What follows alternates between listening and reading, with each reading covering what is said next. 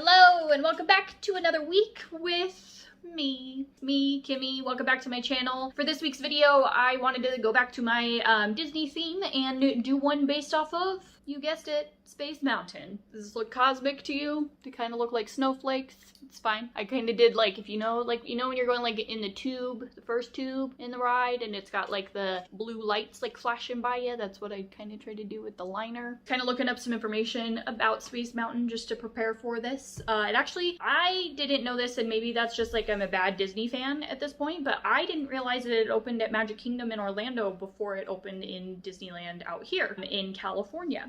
But yeah, it opened in Magic Kingdom in Disney World on January 15th, 1975, and didn't come to Disneyland until May 27th, 1977. So yeah, I had no idea about that.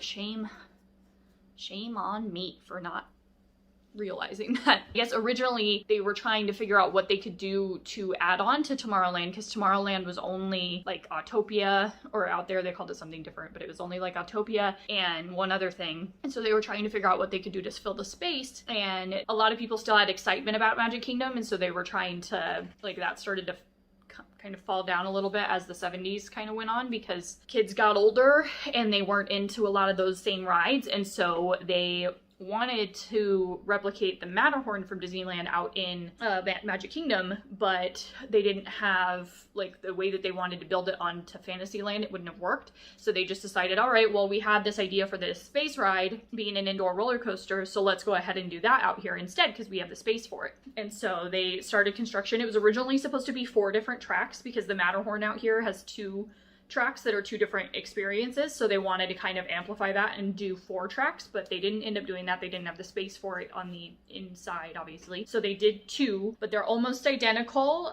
They're the Alpha and the Omega tracks. I think the only difference is that the Alpha track is about 10 feet longer than the Omega track. That's really the only difference. Obviously, if you've been out in Orlando, you know that it's similar to the Matterhorn bobsleds where you're sitting behind each other, but out in Disneyland, you're side by side. It's like a traditional roller coaster. But yeah, Space Mountain, first indoor roller coaster ever. It doesn't actually go that fast. The one out in Disneyland is faster than the one in Magic Kingdom. I think the one in Disneyland is 32 miles an hour and the one in Magic Kingdom in Orlando is only like 28. But I will say, I feel like this is controversial because, like, true Disney stans love the original Space Mountain and they don't want it touched.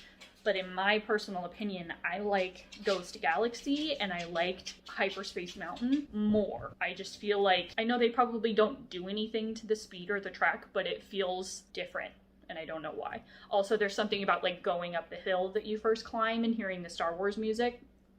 But yeah, enough of me hammering about the history. I was originally going to talk about the history while I did my makeup, but I have a tendency to kind of forget to talk when I'm doing anything artistic, I guess. And so I just was focusing on what I was doing instead of trying to chat and do my makeup at the same time. But if you like these videos, then please give this video a thumbs up and subscribe if you haven't already. I feel like YouTube is kind of, like, I'm struggling with it a little bit because I put a lot of work into these videos and then they get like 5 views, and I know I shouldn't care about that, but I could take 2 minutes and create a video for TikTok and it has way more views and I feel way more, like, creative, you know? I don't know. Follow me on TikTok, Kimmy Flack Flack.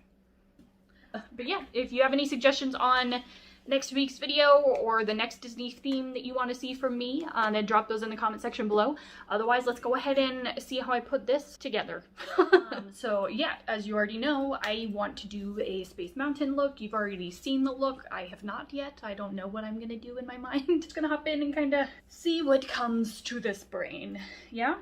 Alright, so I think I'm gonna prime my eyes first. Nothing special. Anastasia primer. See where the day takes us. I'm going to start with this pale blue color from the little ABH Nordina palette. I've used this plenty of times, just a baby blue, and I'm going to put that right above my crease.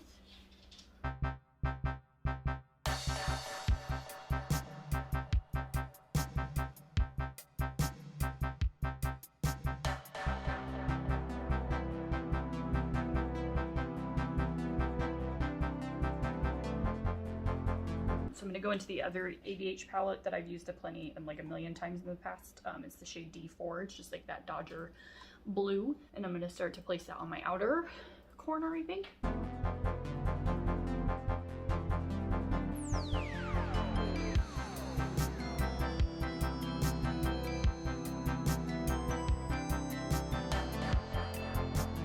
once again, more just focusing about placement because the blending will come in a moment.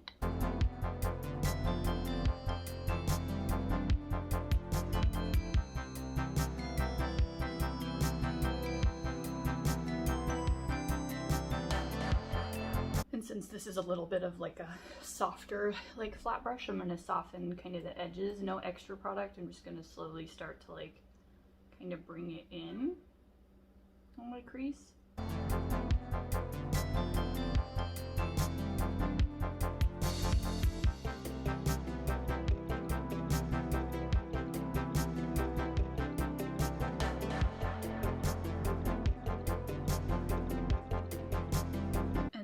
I'm going to take a more focused like crease brush. It's a blending brush. It just has more like precision to it. I'm not going to pick up any product initially. I'm just going to slowly start to bluff just in those areas, and then if I need to pack more color on, I will.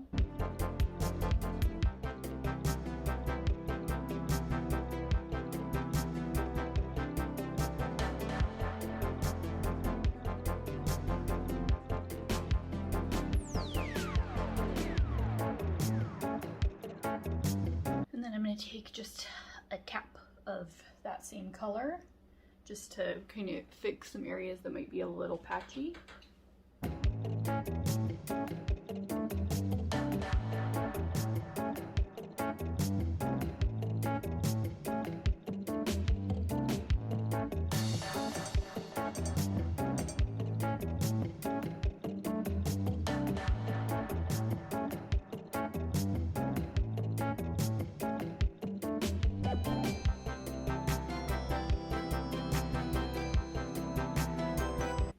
I kind of got, I'm gonna move you a little, let me bring you a little closer in. There you go. There we are. All right. So yeah, I've essentially got the blue concentrated on the outer edge. If if the edges aren't great for me right now, or if I'm getting fallout, I'm not too concerned about it. That's why I'm doing my eyes first, is because I knew I was gonna probably work with more pigmented colors. Yeah, sometimes you just want to have the freedom to clean up afterwards, and that's a-okay. I think I want to go in with a little bit of foibles. I'm gonna go in with the shade B4 from that palette, so it's like a true purple with a little bit more of like a blue undertone, so they should mesh well.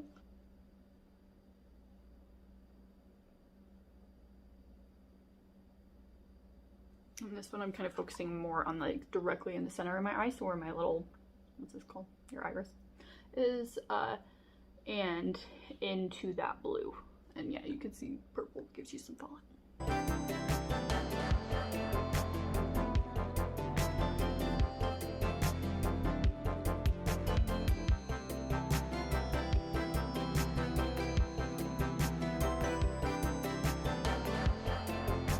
Then I'm going to take just a tiny little blending brush and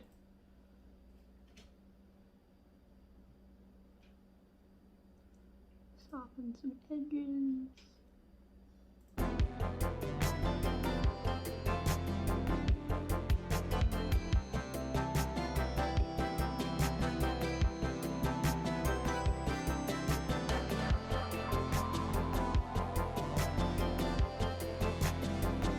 And then I think I want to take a little bit of black and add it to the blue on the outer side, just a tiny little brush, and just kind of add it to just right there. So I'll blend it in to the blue and the purple, so it starts to get really deep on this outer corner.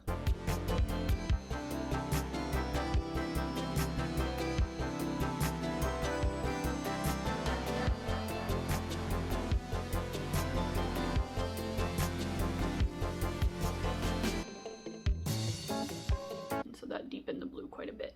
So I'm gonna do the other side. It's getting crazy. Now I want to do another purple from this Jaclyn Hill palette. It's like a purple, but I feel like it might be fuchsia.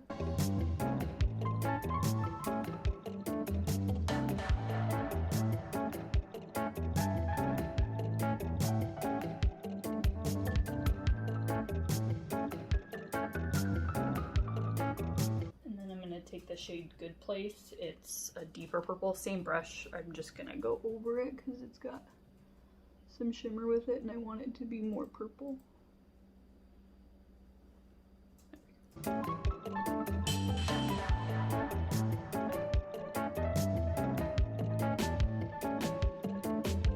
So back with that tiny little brush, I'm going to pick up the B4 shade and kind of go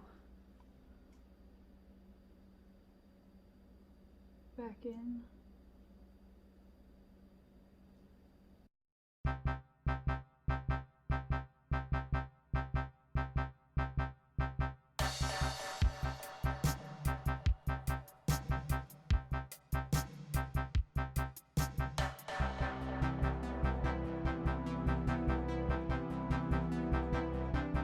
So I kind of mixed on the back of this palette just a little bit of my LA Girl bright blue liner and a little bit of white eyeshadow with the Inglot Duraline. So it should makes it more liquidy, so it's a little more user friendly.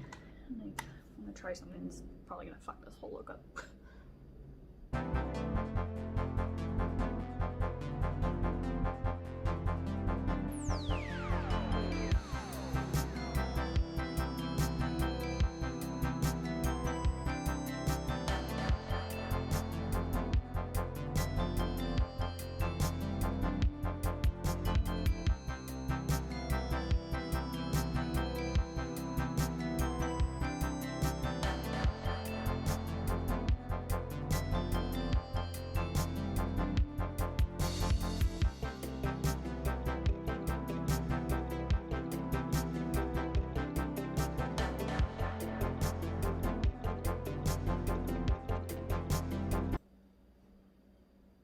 Get what I mean? So I'm gonna go ahead and do my mascara and liner really quick and I will be right back. Day 2. So I went ahead and actually, whenever I tend to do my mascara and stuff, I have a tendency to lose whatever liner I put on top. That's another reason why if you've ever seen me do like my wing liner tutorials, I always do my wing liner after I curl my lashes and put on mascara, because for some reason the eyelash curler, maybe I'm just getting it too close, I don't know, just tends to pull the product off.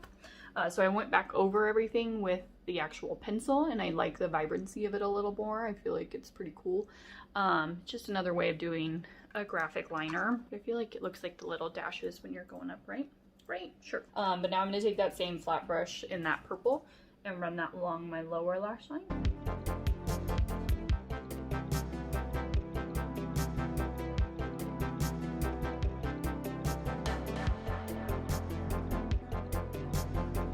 And then I'm going to go ahead and do my base. I've been doing a few things different lately. I've been doing, like, I'll do this bright color corrector from Becca.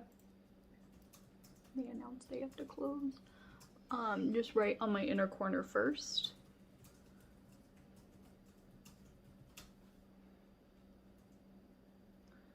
A little on my vein.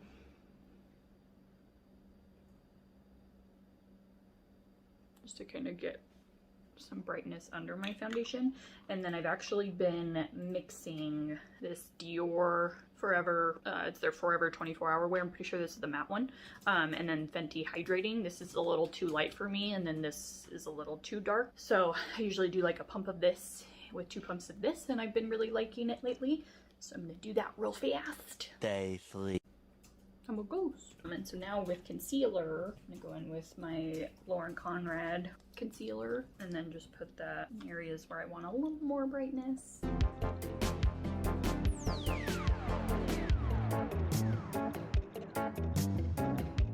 And then I kind of like to let it sit. Since it's a more hydrating concealer, if you let something just kind of sit on the skin before you blend it, you'll get more coverage from it.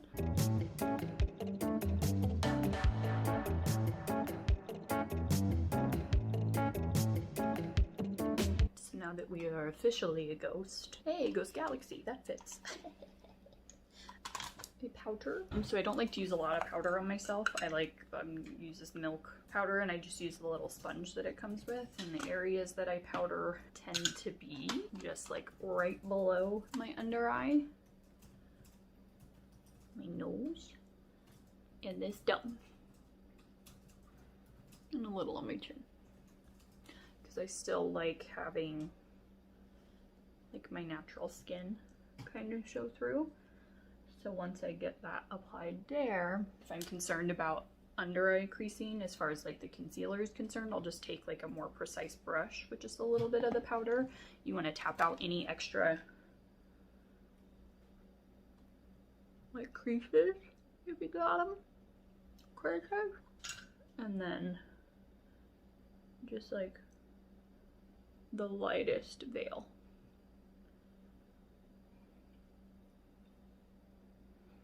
I feel like I want to do something else to the eye, but you guys have probably already stopped watching anyways, so I'm torn. I'm trying to put little stars, like do little stars.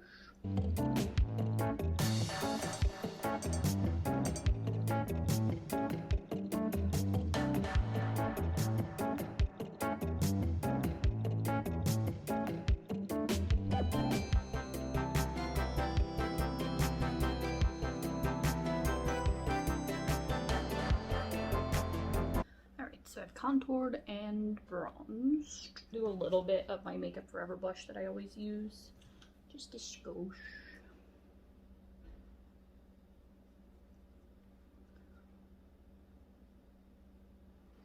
And then I don't usually highlight my face because like I said, I like to have like the foundation be a little dewier.